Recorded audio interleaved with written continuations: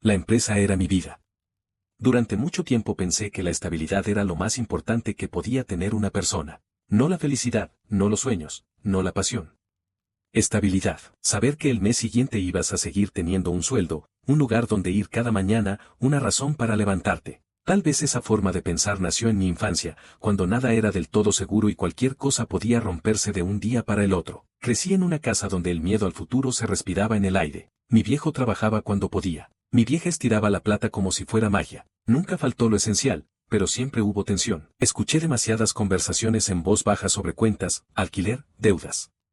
Desde chico entendí que el mundo no era un lugar amable y que, si querías sobrevivir, tenías que aferrarte fuerte a lo que fuera que te diera un poco de seguridad. Por eso, cuando a los 23 años conseguí mi primer trabajo estable, sentí que había ganado la lotería. No era el mejor sueldo, no era el puesto soñado, pero era un lugar fijo, una oficina, un horario, un recibo de sueldo todos los meses. Para mí, eso era el éxito. La empresa no era grande, tenía unas 30 personas, todos se conocían.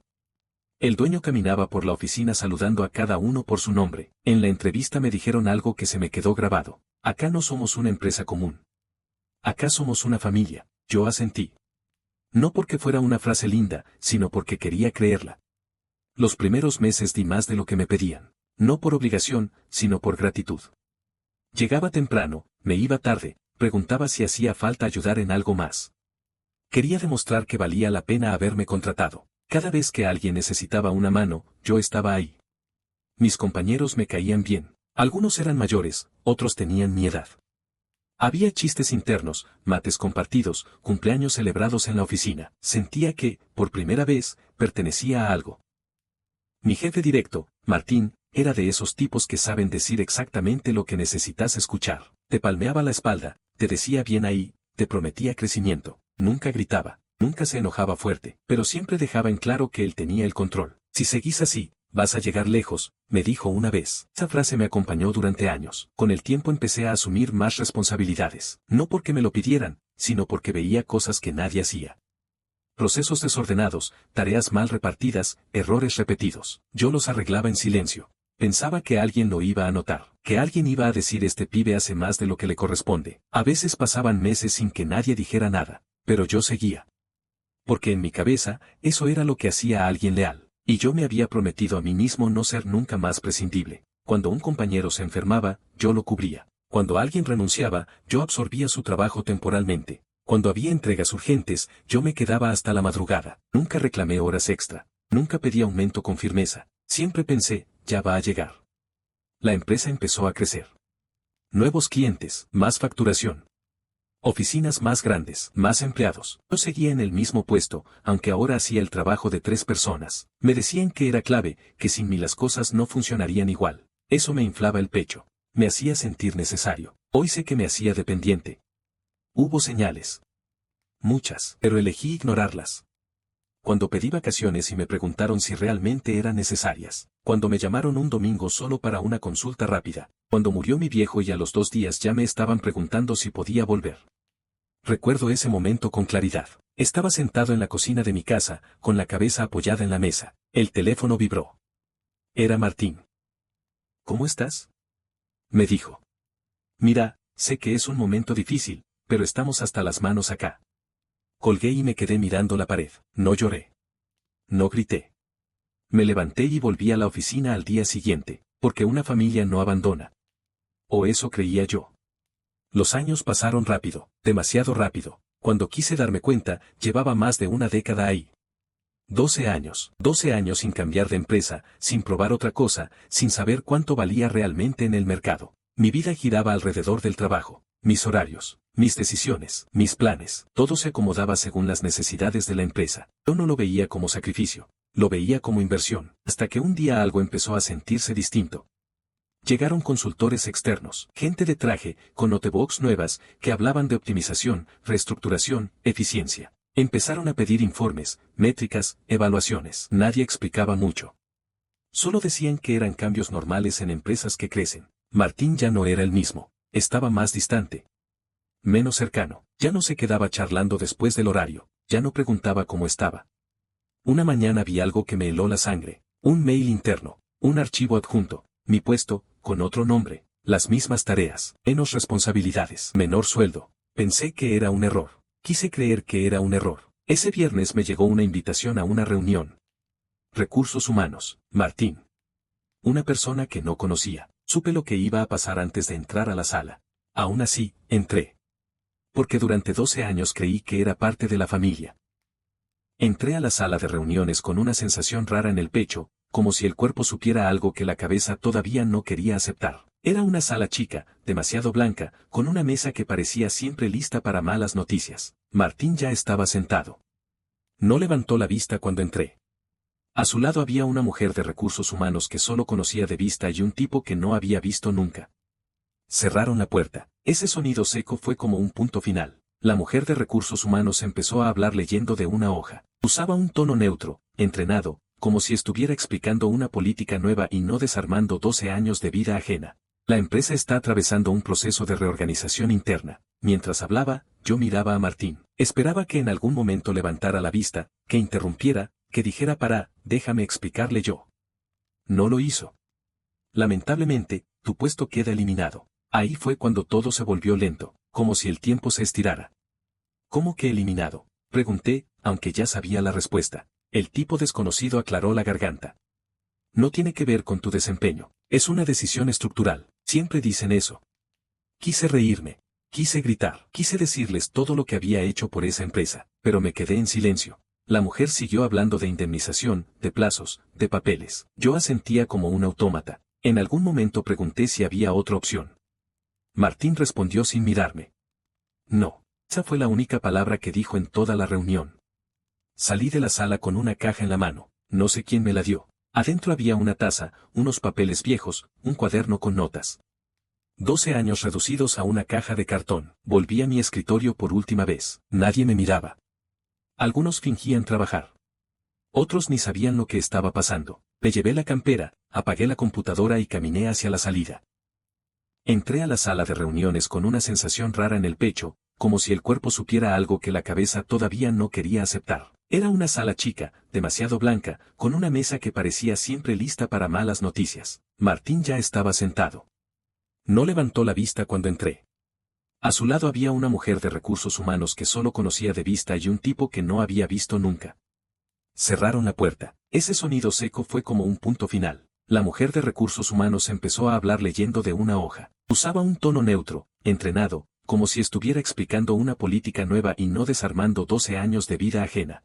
La empresa está atravesando un proceso de reorganización interna. Mientras hablaba, yo miraba a Martín. Esperaba que en algún momento levantara la vista, que interrumpiera, que dijera déjame explicarle yo.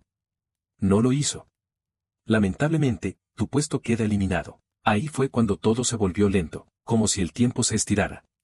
¿Cómo que eliminado? Pregunté, aunque ya sabía la respuesta. El tipo desconocido aclaró la garganta. No tiene que ver con tu desempeño. Es una decisión estructural. Siempre dicen eso.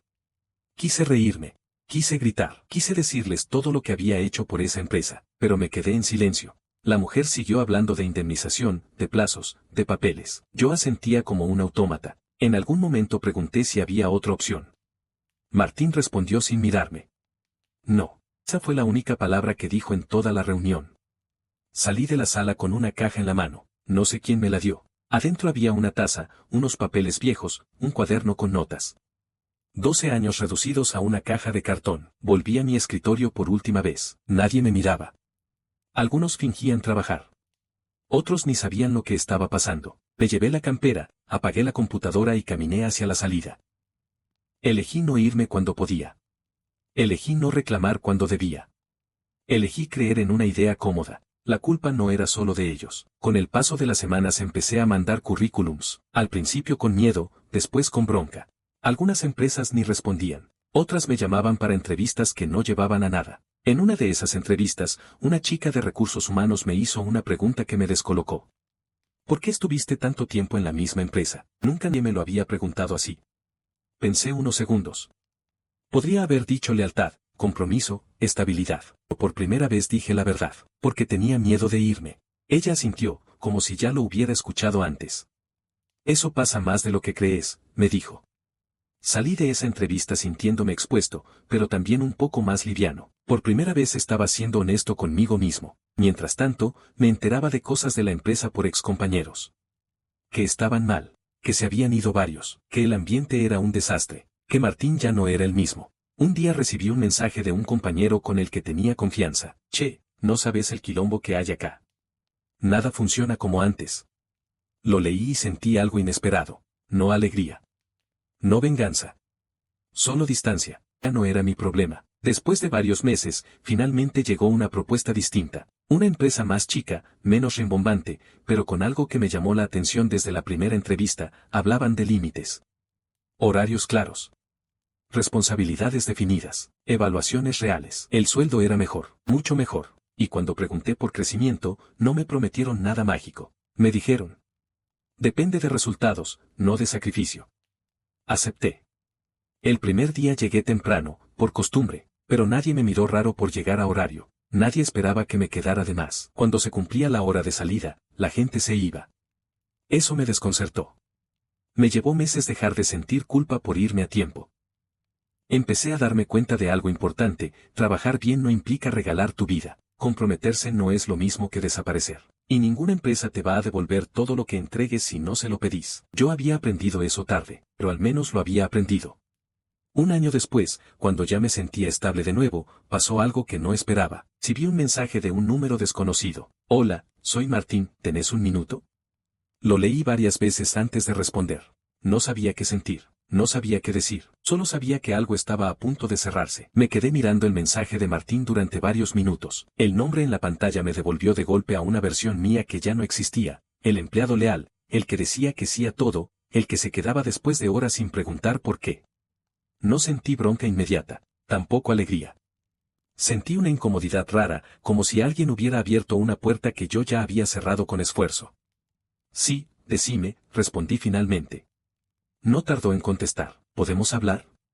Aunque sea 5 minutos, pensé en ignorarlo. Pensé en bloquear el número. Pensé en decirle que no. Pero había algo dentro mío que necesitaba escuchar lo que tenía para decir. No por él, por mí. Acepté.